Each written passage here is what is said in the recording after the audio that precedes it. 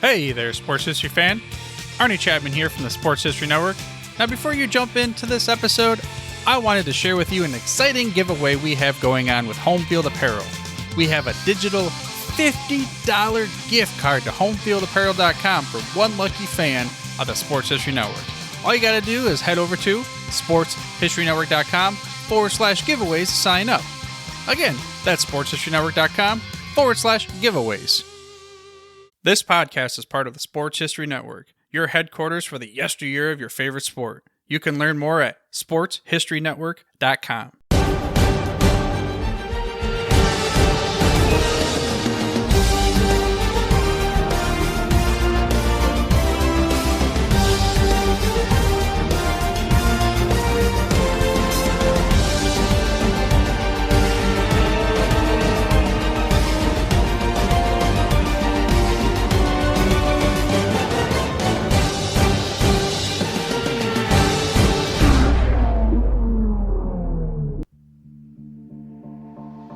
When you are a coach, you are often confronted with key and crucial decisions that could change the course of a game or maybe even a season. Most times, those decisions are made in the heat of the moment, and is followed by scrutiny, analysis, and a lot of second guessing. Yet there was one decision that was made on the night of January the 2nd, 1984, by a Hall of Fame college football coach that 40 years later is still talked about, debated, and second-guessed. Hello, I'm Dana Augusta, your host of Historically Speaking Sports Podcast, the sports history podcast you didn't know you needed.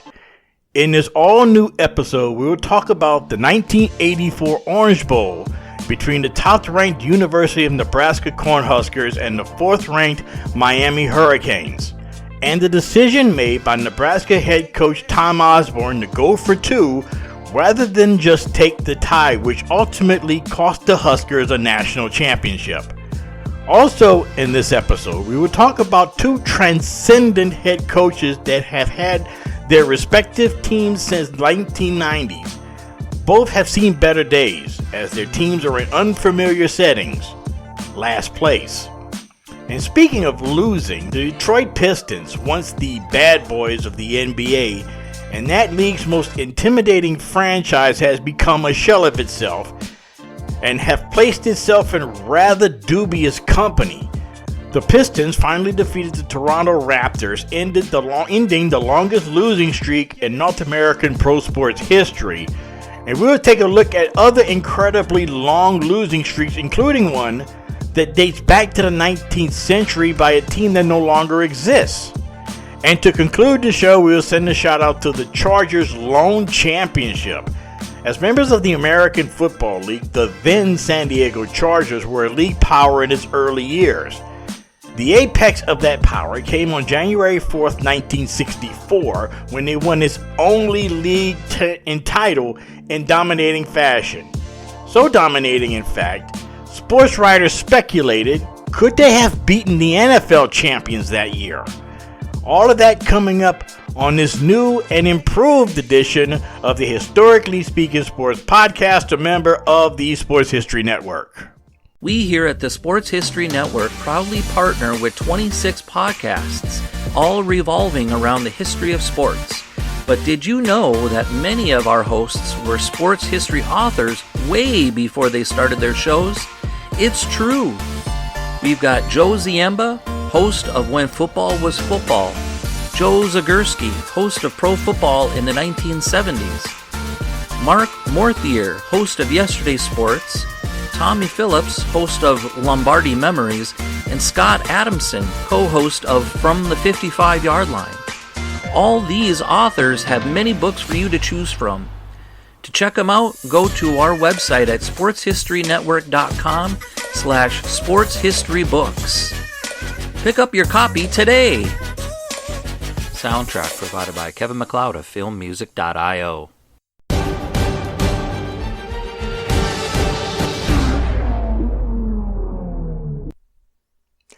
You are listening to the Sports History Podcast that you didn't know you needed. Historically Speaking Sports Podcast, the podcast that places a historical twist on today's sports headlines. And just a reminder, if you happen to like what you hear here and you would like to hear more, please do not hesitate to like and subscribe to the podcast. Also, you could drop us a line here at historically.speaking.sports@gmail.com. Also, you can follow us on Twitter X at historicallysp2. It seems like at the end of every big game, a game where championships are up for grabs and historic legacies are cemented, there's always that one play, or in this case, one decision, that is second-guessed and analyzed and talked about afterwards for years. Once again, in this case, it's talked about and rehashed decades later. 4 decades to be exact. The date was January 2nd, 1984 in the 50th Orange Bowl in Miami. The matchup in the golden anniversary of the game for King Orange was the top-ranked University of Nebraska Cornhuskers facing the hometown Miami Hurricanes with the national championship at stake. The situation was simple. Nebraska, number 1 in the AP poll, just had to win or tie the Canes, and they would be national champs for the first time since winning back-to-back national championships in 1970 and 71. The Cornhuskers, led by head coach Tom Osborne, came into the game, their 3rd consecutive Orange Bowl appearance, undefeated at 12-0, and was paced offensively by what was known as the triplets. All-American quarterback Turner Gill, who finished 3rd in the Heisman voting that year, flanker back Irving Fryer, and running back and that year's Heisman Trophy winner Mike Rozier. Adding to this offensive juggernaut was one of the best collegiate offensive lines of all time, anchored by center Mark Trenowitz. The Huskers' offensive line also featured Outland Trophy and Lombardi Award winner Dean Steinkuhler and tight end Monty Engelbretson. Facing the Huskers in this golden anniversary of the Orange Bowl Classic was the University of Miami. Despite playing the game in its home stadium, the Orange Bowl, the Canes were 10.5-point underdogs to the champions from the Big 8 Conference. Miami, led by redshirt freshman quarterback Bernie Kosar, with running backs Alonzo Highsmith and Albert Bentley, and receivers Stanley Shakespeare and Eddie Brown. Miami was coached by Howard Schnellenberger, who came into the game with a 10-1 record.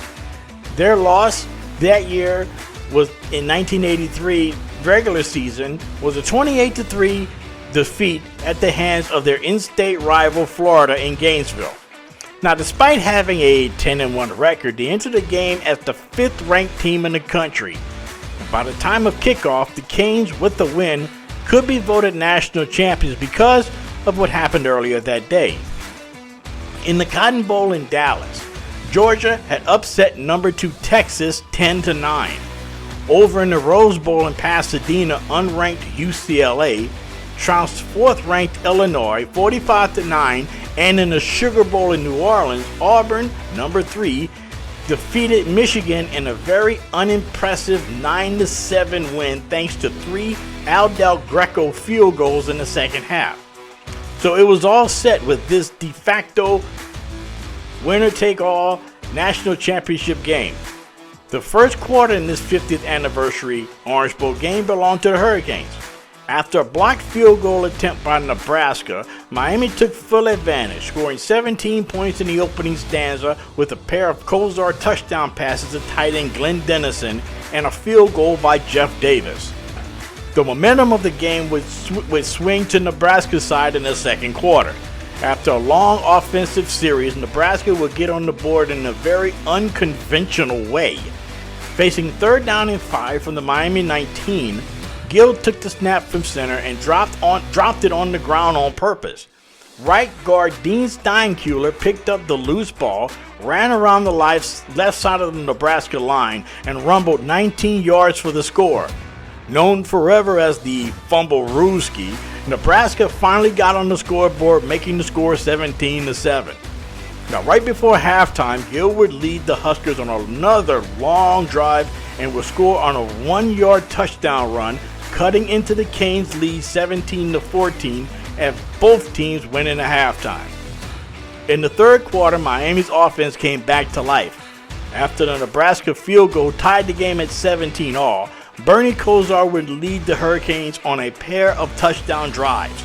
Alonzo Highsmith and Albert Bentley would score touchdowns to extend the Canes' lead to 31-17 heading into the fourth.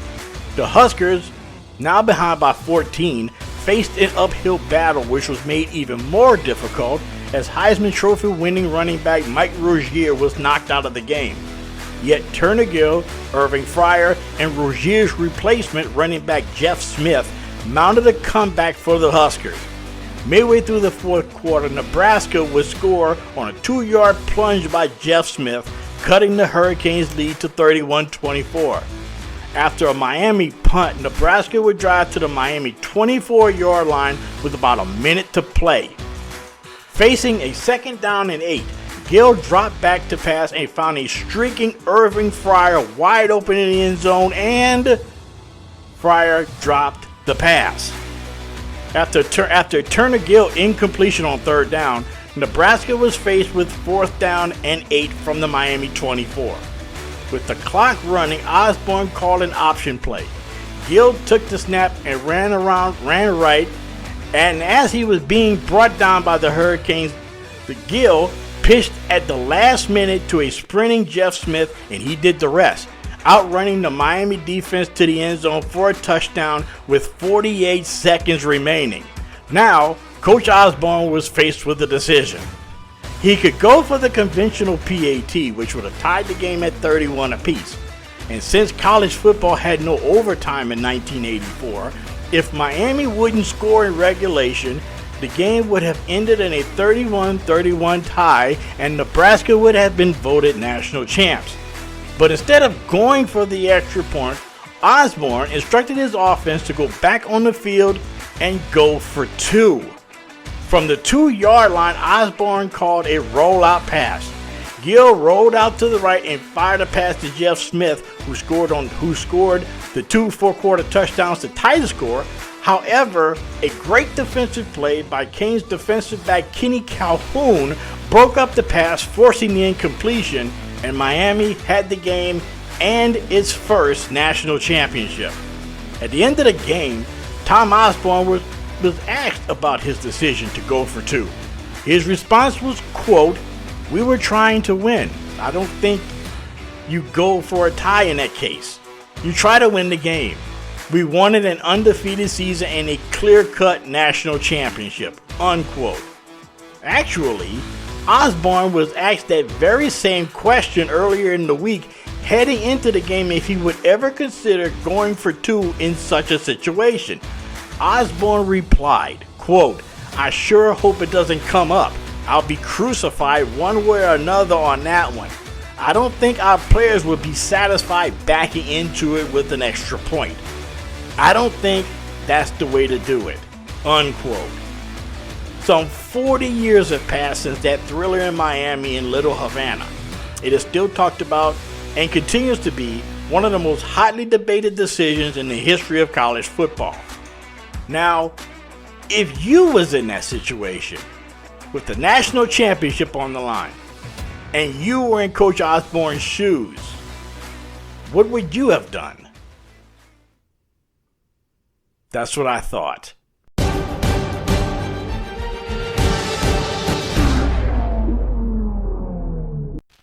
Speaking of transcendent coaches, currently the San Antonio Spurs and the New England Patriots are having seasons that they and their fans want to forget. Both teams are struggling, to say the least. As of this recording, the Spurs are 5-28, the worst record in the Western Conference. Meanwhile, the New England Patriots are last in the AFC East with a 4-12 record. Places where these two proud and highly successful franchises are not used to being, let alone their coaches. Greg Popovich and Bill Belichick over the last quarter century have been two of the most successful coaches in all of North American sports.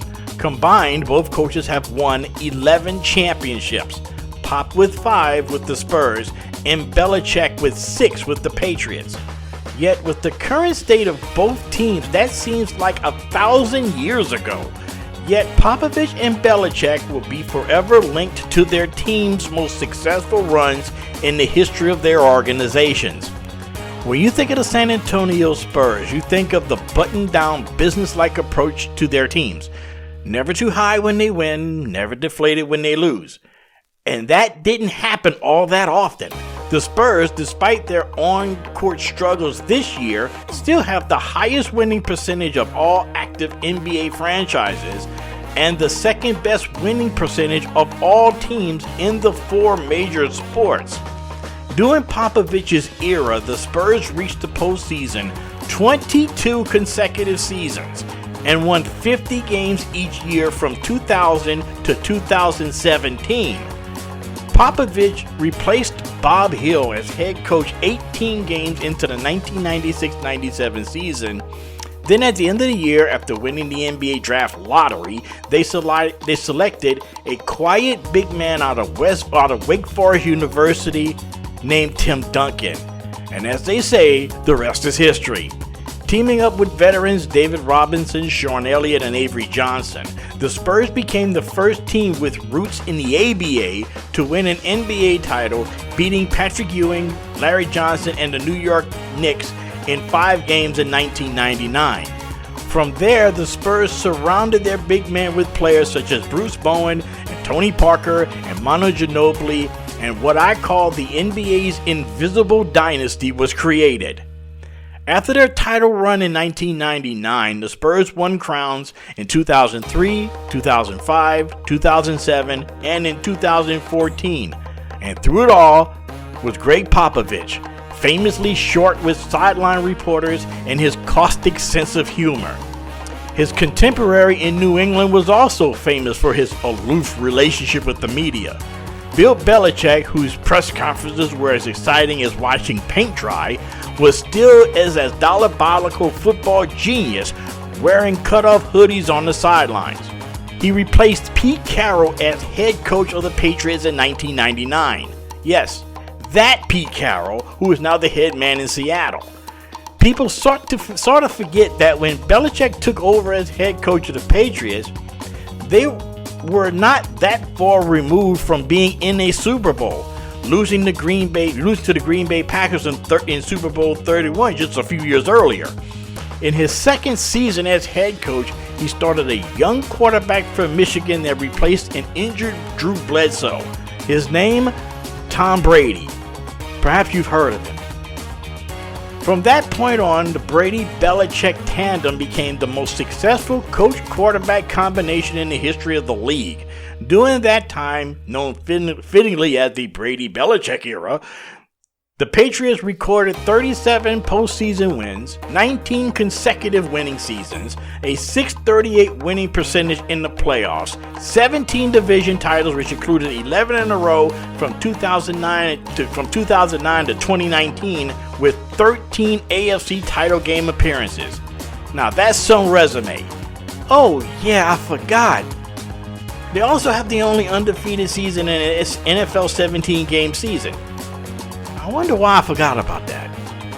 Anyway, now by the time you hear this, it is indeed possible that Belichick could have coached his final game with the Patriots as we are heading into the final weekend of the NFL regular season as I'm writing this.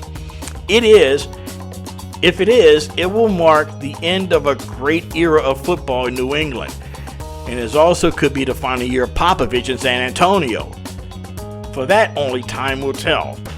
Yet in either case, like the famous Frank Sinatra song "I Did It My Way," it could have been very well written about these two legendary coaches and their intriguing personalities.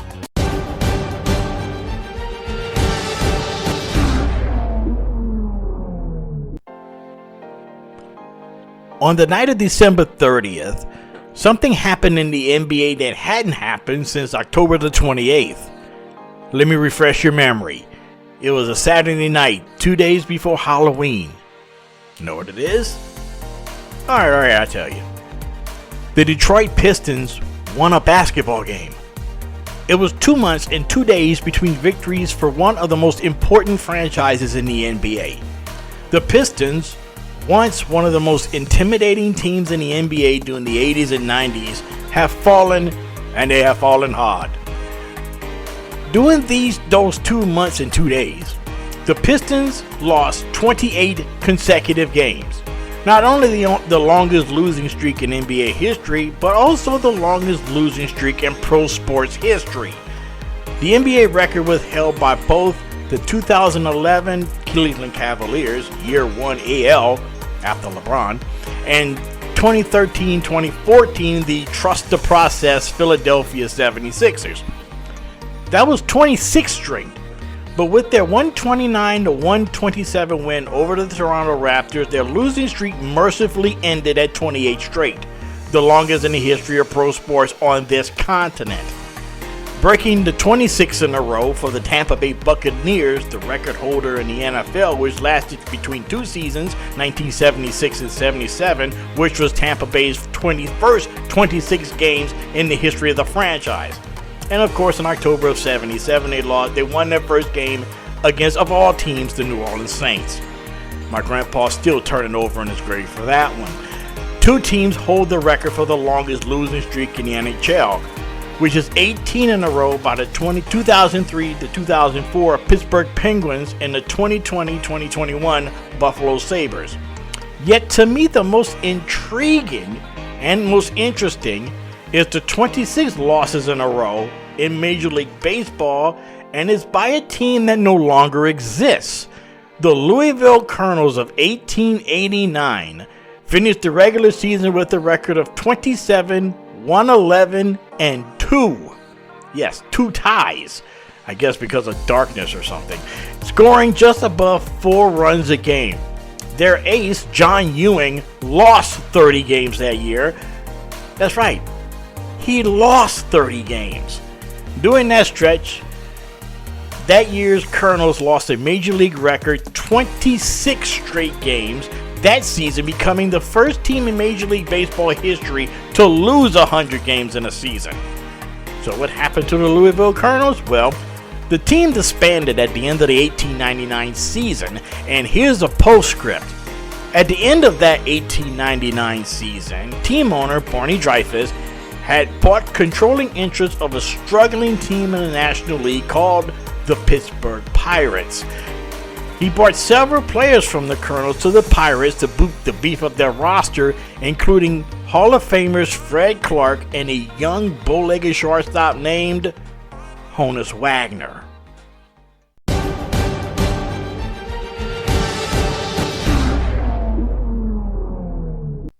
We conclude this episode with a shout out. And since the NFL season is almost over, it has not been the best of seasons for my Los Angeles Chargers. Yet 60 years ago, almost to the day, it was the climax of their greatest season, blowing out the Patriots in the 1963 AFL Championship game. We'll send a shout out to the only Chargers team to ever win a league championship. And at the time of their dominating win over Boston, there was a question that was asked in the sports world. Were the Chargers better than that year's NFL champion Chicago Bears? Could the San Diego Chargers, members of the American Football League, aka the Foolish Club, could they have defeated the mighty Bears of George Halas in the Super Bowl if it was played in January of 1964? More on that after this. At the Sports History Network, we're all about the sports yesteryear, and so we're pleased to introduce you to Row 1, an online memorabilia gallery and shop that brings sports history to life. The Row 1 gallery features over 5,200 gorgeously reproduced prints of team posters, game program covers, game tickets, and advertisements in baseball, pro and college football, pro and college basketball, and more. Any gallery item may be printed in a variety of sizes on wood, metal, canvas, acrylic, or poster paper. It's your choice. In the Row 1 shop, you can pick from thousands of unique items that feature retro and historical backgrounds dating back to 1876. We have everything from clothing to phone cases to mugs, even shower curtains. Go to sportshistorynetwork.com/row1 for access to the full Row 1 catalog. When you buy from the gallery today, you can instantly save 15% on your purchase. All you have to do is enter the code SHN15 and your discount will be applied. That's SHN15. That's it. Simple. Save 15% off all your prints in the Row 1 gallery. Just go to sportshistorynetwork.com/row1. And don't forget to check out all the podcasts on the Sports History Network. Soundtrack provided by Kevin MacLeod of filmmusic.io.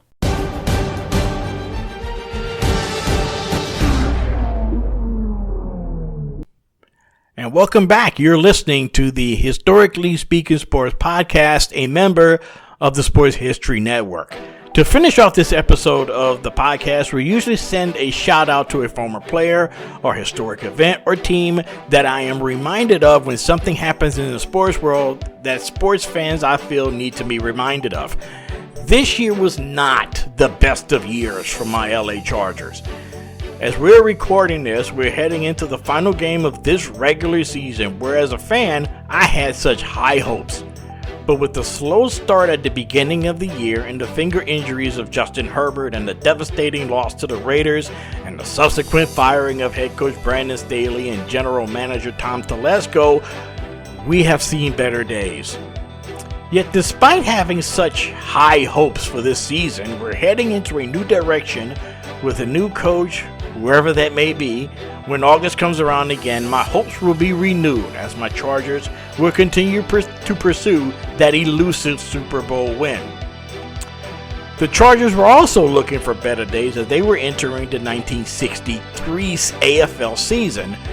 After playing in the first two AFL title games, the San Diego Chargers limped through the 1962 season with a 4-10 record, their worst mark in their 3 seasons as members of the new American Football League. So, Hall of Fame head coach Sid Gilman decided to move the team's training camp to Boulevard, California, in the high desert just north of Death Valley at a failed dude ranch called Rough Acres. For a little over a month, the Chargers trained in preparation for the 1963 regular season in a place where they battled heat, rattlesnakes, tarantulas, and sheer boredom to rebound from their poor performance the year before. As it turned out, this was the start of the team's most successful season ever, even to this day. That year, the Chargers were led by veteran quarterback Tobin Rote, who had led the Detroit Lions to an NFL championship in 1957 and went 11-3 in the regular season that year, outpacing divisional rival Oakland, led by first-year head coach Al Davis, by 1 game to advance to their 3rd AFL title in 4 seasons. The Chargers had one of the most potent offenses in pro football history.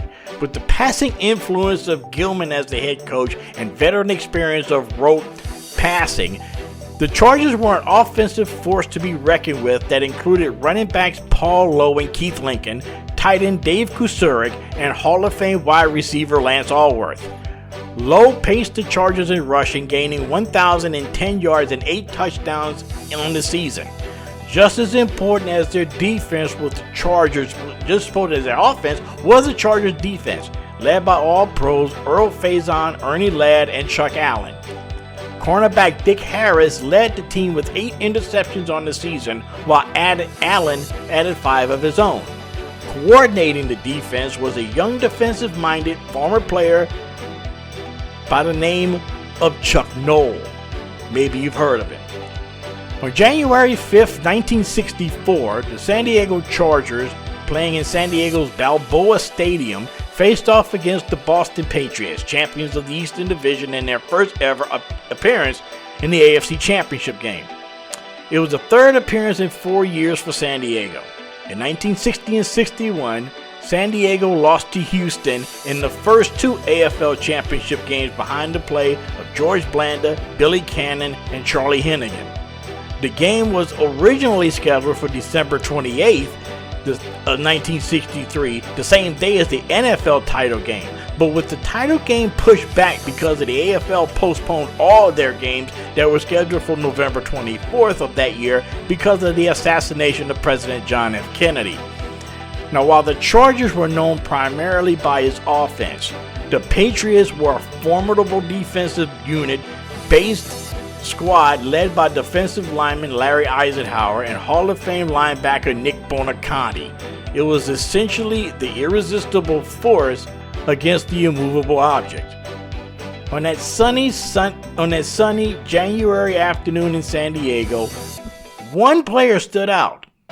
Every now and then, a player would get into what is called the zone. On that afternoon, it was Chargers fullback Keith Lincoln. Lincoln exploded out to a 56-yard run from scrimmage the first time he touched the ball, which was on the second play of the game, and for all intents and purposes, the route was on. The Chargers led 21-7 at the end of the first quarter, and they never looked back. Lincoln's 205 yards rushing contributed to the 329 all-purpose yards he had that afternoon as the Chargers destroyed the AFL's number one ranked defense, 51-10 for the Chargers' first and only league championship. In all, the Chargers gained 610 yards of total offense, finding the end zone 7 times. After the game, there was talk, albeit speculation, of one question. If there was a Super Bowl in January of 1964, would the Chargers have beaten the newly crowned NFL champion Chicago Bears in an interleague championship game of some sort?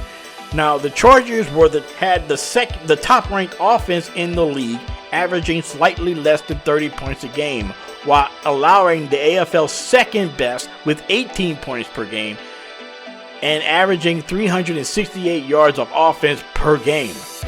Meanwhile, in the NFL, the Bears, coached by George Halas, with a myriad of Hall of Famers like Mike Ditka, Doug Atkins, they were 10th in offense, averaging just 298 yards of offense per game, but they were the NFL's best defensive unit, allowing just 10 points a game.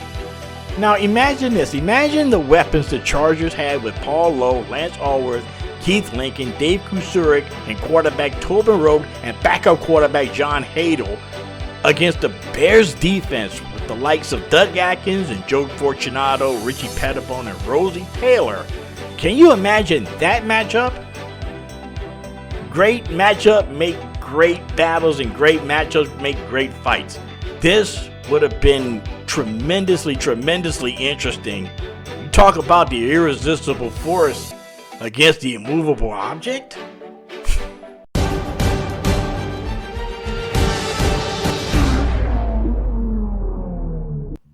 And that will do it for this edition of the Historically Speaking Sports podcast, coming to you from the Bill King Memorial Studio in the sports wing of TM4 Enterprises, located in suburban Atlanta in the shadow of Stone Mountain.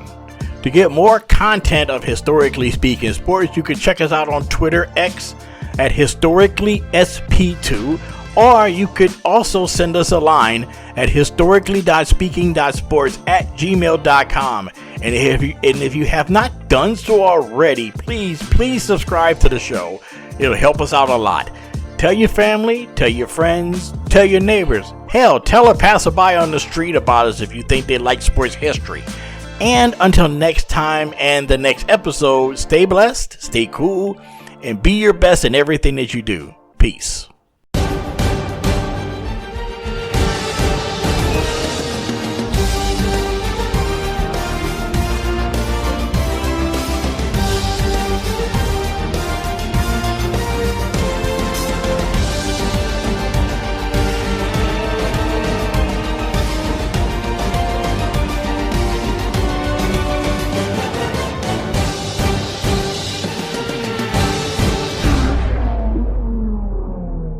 Hey there, sports history fan. This is Arnie Chapman, aka the Football History Dude, and I wanted to thank you for stopping by to listen to another episode here on the Sports History Network.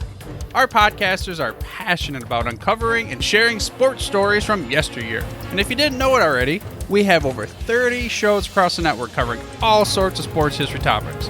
In fact, here's a glimpse into one of our awesome podcasts here on the network. Each week, the official Football Learning Academy podcast will take you deep into the history of pro football through interviews with players, coaches, or administrators in the NFL, as well as interviews with Pro Football Hall of Fame selectors, authors, and historians. You'll learn how the game evolved and important moments that shaped the sport into what it is today. And don't miss the Pro Football History Nugget of the Week. Listen to the official Football Learning Academy podcast on the Sports History Network. How about that? I bet you're super hyped to go listen to that new podcast, right? Well, to learn about this show and all the other podcasts on the network, head over to sportshistorynetwork.com/podcast. Again, that's sportshistorynetwork.com/podcast. Head over there today to find your next favorite sports history podcast.